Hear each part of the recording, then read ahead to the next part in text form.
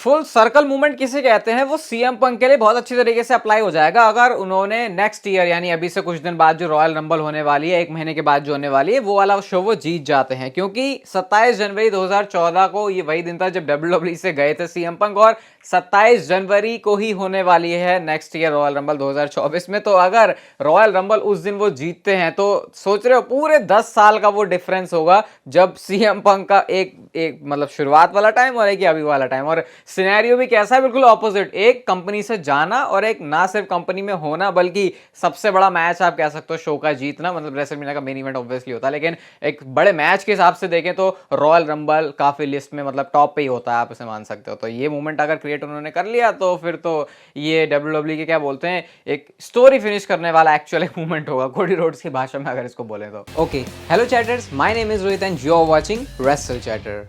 Welcome है guys आपका voice of wrestling के एक और नए एपिसोड में। कल जन्मदिन की मुझे हार्दिक शुभकामनाएं देने के लिए आप लोगों का बहुत सारा धन्यवाद। सबसे पहले स्टोरी की तरफ हम लोग चलते हैं और ये है रोमन रेंस से रिलेटेड। तो रोमन रेंस ने बहुत बड़ा एक जो अचीवमेंट है, जो रिकॉर्ड अपने नाम कर लिया। बहुत टाइम से बात नहीं हो रही थी रोमन रेंस के रिकॉर्ड की, मैं यही सोच रहा था कर नहीं रहा क्या आजकल कुछ बंदा है, वैसे करना तो कुछ पड़ता ही नहीं है, बस शो पर नहीं आना होता ये कह सकते हैं। तो उन्होंने जो रिकॉर्ड बनाया अपना वो है 1200 दिनों का एज चैंपियन। लास्ट टाइम जो मतलब सबसे पहली बार जो उन्होंने पे बैक में चैंपियनशिप जीती थी, तब से लेकर अब तक 1200 दिनों का ये टाइम हो चुका है। अगेन जब ये रिकॉर्ड आया सामने तो क्रिटिसिज्म फिर से हो रहा है रोमन रेंस के लिए कि भाई ऐसा रिकॉर्ड तो हर कोई बना लेगा इतने टाइम से, वैसे भी ये टीवी पर नहीं आ रहा। लेकिन जैसे डब्ल्यूडब्ल्यूई चाहती है, जैसे रोमन रेंस चाहते हैं, शो तो वैसे ही चलेगा और वैसे ही चल रहा है। और पूरे 1200 दिन हो चुके हैं उनको अपने पास इस चैंपियनशिप को रखे हुए। बाकी अब देखते हैं नेक्स्ट उनका जो डिफेंस है वो रॉयल रंबल में आ रहा है, तो अपोनेंट कौन है और पता तो है, वैसे रिकॉर्ड तो भी ऐसे ही चलने वाला है आगे। अगली स्टोरी की तरफ गाइस हम लोग चलते हैं और ये ड्रू मैकिंटायर से जुड़ी हुई, मतलब ज्यादा कुछ ऐसा नहीं है, बहुत कुछ डीप जाके, लेकिन ड्रू मैकिंटायर ने एक्सप्लेन किया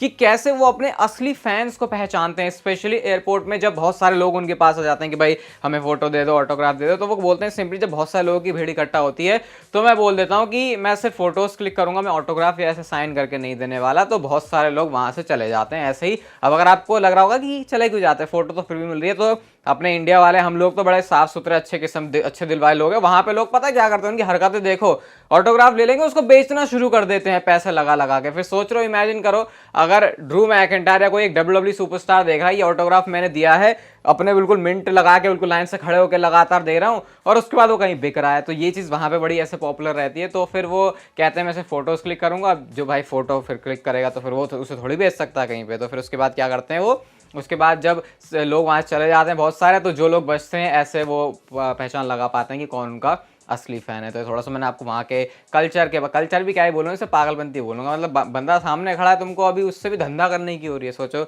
दीन ईमान धर्म ही नहीं है कोई इन लोगों का। अगली स्टोरी की तरफ गाइस हम लोग चलते हैं और ये सेथ रॉलिंस और सीएम पंक से रिलेटेड है। जैसे मैंने आपको कल वाली वीडियो में बताया था कि जो सेथ रॉलिंस और सीएम पंक का सेगमेंट हुआ था मंडे नाइट रॉ से, उसके पीछे कोई प्रोड्यूसर नहीं था तो इसका मतलब कि जो बातें बोली सीएम पंक और सेथ रॉलिंस ने, वो बातें बोली जो वो चाहते हैं। और इवन डब्ल्यूडब्ल्यूई भी खुद इस बात से अवेयर है, जो कि थोड़ी सी कह सकते हो बिल्कुल लाइन पे चल रही है, इधर उधर मामला हुआ तो गड़बड़ हो सकती है चीजें, कि सेथ रॉलिंस अपनी जो फीलिंग्स हैं उनको होल्ड नहीं करने वाले सीएम पंक के बारे में। इवन डब्ल्यूडब्ल्यूई खुद ये चाह रही है इस पॉइंट पे कि सेथ रॉलिंस ऐसा बोलें जो एक्चुअल में वो सोचते हैं कि जो फ्यूड है सेथ रॉलिंस और सीएम पंक की, वो और ज्यादा बेटर बनाई जा सके। इसलिए डब्ल्यूडब्ल्यूई खुद अपने दिमाग के जो घोड़े हैं इस चीज के पीछे नहीं दौड़ा रही, और उनको पता है भाई ये प्रोफेशनल से जो करेंगे अच्छे से करेंगे, और आगे भी आप और बहुत कुछ एक्सपेक्ट कर सकते हो। अभी तो आप कह सकते हो कि सिर्फ शुरुआत ही हुई है ना सेथ रॉलिंस और सीएम पंक की। पहली बार हम लोगों ने मंडे नाइट रॉ में देखा इन दोनों को आमने सामने, कैसे आराम से दोनों ने बड़ी मस्त तरीके से काम किया। तो अभी ये चीज आगे भी ऐसी होने वाली है और रॉयल रंबल होगी, देखते हैं कौन जीता है। उसके बाद वर्ल्ड चैंपियनशिप तो है सेथ रॉलिंस के पास, फिर अगर चैलेंजर बनते हैं सीएम पंक रॉयल रंबल जीत के या ना जीत के, तो फिर ऐसे और भी सारे काफी सेगमेंट अभी डब्ल्यूडब्ल्यूई के अंदर होने वाले हैं। अगली स्टोरी फिर से सीएम पंक से रिलेटेड है। तो भाई सीएम पंक तो भाई बंदा पागल ही हो गया बिल्कुल, मतलब इतनी भी अच्छी साइड मत दिखाओ अपनी कि लोग ये क्वेश्चन ही ऐसे खड़े करने शुरू कर दें कि अबे सही में ये बंदा है क्या कर रहा है। क्योंकि एनएक्सटी में तो वो थे ही थे बैक से, साथ में वो परफॉर्मेंस सेंटर में भी थे, और वो सिर्फ इसलिए थे परफॉर्मेंस सेंटर में कि जो आने वाले डब्ल्यूडब्ल्यूई के नए सुपरस्टार्स बन रहे हैं वहां पे, वो अपना कुछ गाइडेंस है, अपने कोई भी जो सपोर्ट है वो उनके लिए दिखा सके। इवन ये फोटो भी आप देख सकते हो उनकी, ये आई है यहाँ से निकल के और मस्त कैसे जो है सीएम पंक चिल कर रहे हैं यहाँ पे कोरा जेड और रोक्सेन के साथ में। तो ये सीन चल रहा है इनका भाई बड़ा सही वाला, मतलब अपना जितना भी एफर्ट है सीएम पंक पूरी तरीके से डाल रहे हैं। और ये सीएम पंक फिर देख के तो लग रहा है चेंज हो गया। आप देखते हैं जब ट्रिगर पॉइंट वाली कुछ ऐसी चीज़ होती है उनकी, वहाँ पे सीएम पंक कैसे रहते हैं। बाकी हमें तो पता चल ही जाएगा क्योंकि बैक स्टेज इतना कुछ चल रहा है सीएम पंक के साथ कि कोई ना कोई छोटी छोटी सी चीज़ जो है बाहर आई जाती है एटलीस्ट सीएम पंक के बारे में, क्योंकि जब उनका कुछ बैक स्टेज होता है तो छोटी मोटी चीज़ नहीं, एक बड़ा बम फटता है और बम फटने की आवाज़ तो आपको पता ही है, हर किसी को बहुत अच्छी तरीके से आती है, चाहे बम दूर ही क्यों ना फटा हो। नेक्स्ट स्टोरी की तरफ गाइस हम लोग चलते हैं और ये रेसल फीचर्स की तरफ से एक ट्वीट है जहाँ पे आप देख सकते हो, बता रहे हैं कि रैंडी ओर्टन रेसलमेनिया 40 में कम्पीट करने के साथ साथ रेसलमेनिया 20 और 30 और 40 में कम्पीट करने वाले सुपरस्टार बन जाएंगे। लिस्ट में वैसे उन्होंने और भी नाम मेंशन किए जैसे कि ये चीज़ जॉन सीना, ब्रॉक लेसनर और रे मिस्टीरियो भी अचीव कर सकते हैं, लेकिन इसमें से एक ऐसी चीज़ है जो कि सिर्फ रैंडी ओर्टन करेंगे, वो है ब्रॉक लेसनर एक टाइम पे WWE से चले गए थे, आपको पता एक टाइम पे का बहुत लंबा ब्रेक था उनका, तो रे मिस्टीरियो भी कुछ सालों के लिए WWE से गायब थे।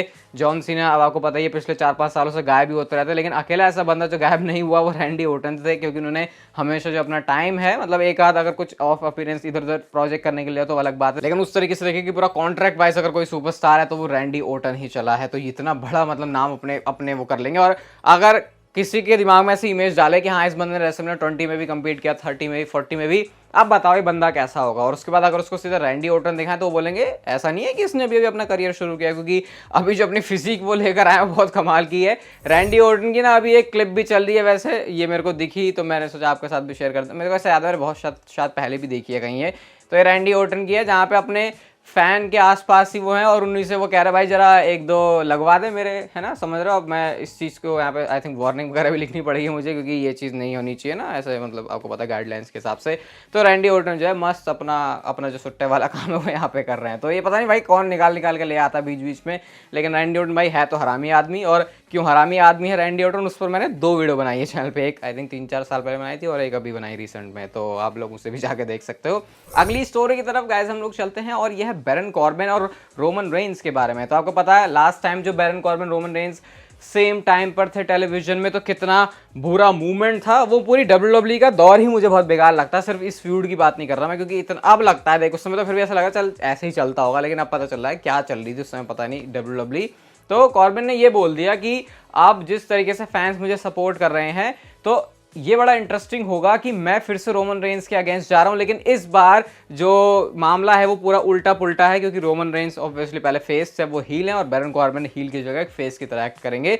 इसके बाद फैंस ने तो भाई उनके ऊपर लिखना बोलना उल्टा सीधा बहुत ज़्यादा शुरू कर दिया। लोग ये बोल रहे हैं भाई हट जा चला जा, तू क्या कर रहा है, तूने वैसे भी जो लास्ट टाइम देखा था बहुत बेकार था वो। तो कॉर्बिन ने उन सारे लोगों का आंसर देते हुए, भाई कॉर्बिन तो सही में सीधा साधा बच्चा बन गया यार। कॉर्बिन ने ये लिखा कि मैंने बहुत सारे लोगों को ब्लॉक किया इस वजह से, ऐसी स्टेटमेंट देने के बाद जो कॉर्बिन के बारे में लोग बातें कर रहे हैं, उन्होंने बोला भाई मेरा कहने का मतलब सिर्फ ये है कि अगर वो हील है तो इस बार मैं स्टेप अप करूंगा एज अ बेबी फेस, तो ये डिफरेंट होगा पहले से, और क्योंकि ये पहले हो चुका है तो उसको रिक्रिएट करने में दूसरे सेंस में मजा आएगा। लेकिन ये बात जो लोगों को पसंद नहीं आई और बैरन कॉर्बिन फिर ऐसे उनका जो रिप्लाई कर रहे थे और बड़े सॉफ्ट तरीके से रिप्लाई किया बैरन कॉर्बिन ने। सच में ये हृदय परिवर्तन हो गया क्या बैरन कॉर्बिन का, क्योंकि पहले तो ये बंदा ऐसा नहीं था, क्योंकि ट्विटर पे तो भैया हर कोई बंदा सैवेज बनता है अपना, लेकिन यहाँ पे बैरन कॉर्बिन ने बहुत आराम से इसका आंसर दिया है और सपोर्ट तो मिल रहा है बैरन कॉर्बिन को। मुझे तो कोई प्रॉब्लम नहीं होगी भाई देखने में, अनलेस एंड अनटिल वो डॉग फूड वाली चीज WWE दोबारा से ना करे, जो कि वो नहीं करने वाली मुझे पता है। अगली स्टोरी है जजमेंट डे के लीडर के बारे में, और जजमेंट डे का लीडर कौन है ये सवाल मेरा ही नहीं, इसमें पूरे यूनिवर्स का है, WWE यूनिवर्स का है। तो अभी आपको पता है ये जो अभी रॉ हुई थी उसमें बैक स्टेज से रिया रिप्ली ने कहा था कि तुम अपने आप को लीडर कह रहे हो, ये बहुत आसान है एक लीडर बनने से। तो जेडी मैकडोनाल्ड ने इसी चीज के ऊपर ट्विटर पर रिप्लाई किया कोट करते हुए, और वो लिखते हैं कि यार चिल रहो ना, फैमिलीज में तो आर्ग्यूमेंट होते ही रहते हैं, हम सारे के सारे लोग लीडर हैं। और देख रहे हो ये बात कौन बोल रहा है, जेडी मैकडोनाल्ड, जिसको वैसे खुद अपनी एग्जिस्टेंस के बारे में अच्छे से पता नहीं है जजमेंट डे में। तो ये जो भी है जेडी मैकडोनाल्ड बोल रहे हैं और we are all the leader, ये जो उन्होंने लिखा तो फनी लग रहा है जेडी मैकडोनाल्ड के मुझे सुनने में, क्योंकि यहाँ पे तो ऐसा लिख रहे हैं जब वो रिंग में होते हैं जजमेंट डे के साथ तो पता नहीं फिर उनको अलग ही ट्रीटमेंट मिल रही होती है। बड़ी मुश्किल से तो कह सकते हैं बंदे ने जगह बनाई है। आप बताओ वैसे आपको क्या लगता है कौन है जजमेंट डे का असली लीडर? मेरे ख्याल से 2 ही ऑप्शन है, या तो रिया रिप्ली पिक करोगे आप या फिर Damian Priest. Next story John Moxley Dean Ambrose से रिलेटेड है, और इससे पहले कि मैं इसके बारे में कुछ भी बोलूं, देखो मैं इस चीज़ में बिलीव करता हूँ कि जिसको जो काम करने में मज़ा आ रहा है और अगर वो गलत नहीं है तो हमको वो काम कर लेना चाहिए। मतलब बंदा अपनी लाइफ में जो भी कर रहा है उसको मस्त रहना चाहिए, मज़े लेने चाहिए। अगर उसको ज़िंदगी में मज़े आ रहे हैं तो फिर काम करता रहे, बस किसी दूसरे को प्रॉब्लम नहीं होनी चाहिए और वो चीज़ गलत नहीं होनी चाहिए किसी भी एंगल से, ठीक है। अब देखो मैं सीन आपको बताता हूँ क्या हुआ। मैंने अपना पहले डिस्क्लेमर दे दिया कि मेरे बारे में कोई ओपिनियन ना बनाए किसी भी चीज़ को लेके, लेकिन जॉन मॉक्सली और स्वर्व जो कि पहले आपको पता है WWE के भी सुपरस्टार हैं, ये मैच कर रहे थे डायनामाइट के शो पे। तो सबसे पहले जॉन मॉक्सली ने उनको किस किया, उसके बाद जॉन मॉक्सली को उनसे किस मिलती है। तो इसको लेके बहुत तगड़ा वाला क्रिटिसिज्म मिल रहा है डीन एम्ब्रोस जॉन मॉक्सली को, क्योंकि कहाँ वो एक तरफ कहता है कि मैं प्रोफेशनल रेसलिंग को पसंद करता हूँ, तो लोग उनकी उसी प्रोफेशनल रेसलिंग वाले टर्म को पॉइंट आउट करके बोल रहे हैं कि ये बंदा क्या कर रहा है। लोग अलग अलग उनके बारे में रिमार्क पास कर रहे हैं, मतलब अलग अलग कम्युनिटी के लोग होते हैं, तो पता ही है आपको फिर सीन कैसे चल जाता है सोशल मीडिया पे।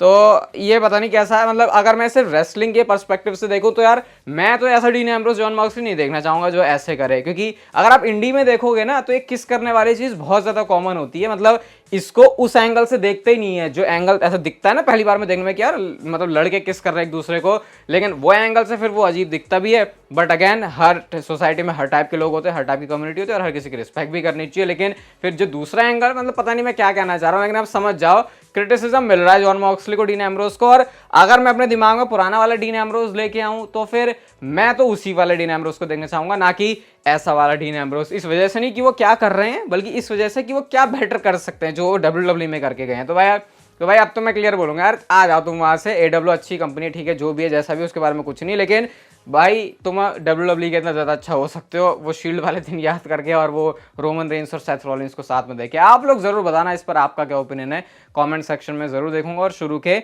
आधे एक घंटे में मैं रिप्लाई भी करूंगा। आज की next and final story royal rumble से रिलेटेड है और रॉयल रंबल के लिए WWE ऐसा टारगेट बना रही है कि उनको बहुत ज़्यादा पैसे मिल जाएंगे। टारगेट ये कि $8 मिलियन के आसपास WWE अपना जो है गेट अपने पैसे जो है कमाना चाहती है और ये लार्जेस्ट भी बन जाएगा इसके साथ साथ WWE का लार्जेस्ट या फिर सेकंड लार्जेस्ट। और इस हिसाब से आप ये आइडिया लगा लेना कि जब WWE इतना एक्सपेक्ट कर रही है तो इसका मतलब कि वो एक बैंगर वाला कार्ड रखने वाले हैं रॉयल रंबल के लिए। ये वीडियो गाइस अगर आपको अच्छी लगी तो इसे लाइक शेयर सब्सक्राइब और नोटिफिकेशन बेल को ऑन कर दो और तब तक आप जिंदगी के मजे लो, वरना पता है ना जिंदगी आपसे मुझे ले लेगी।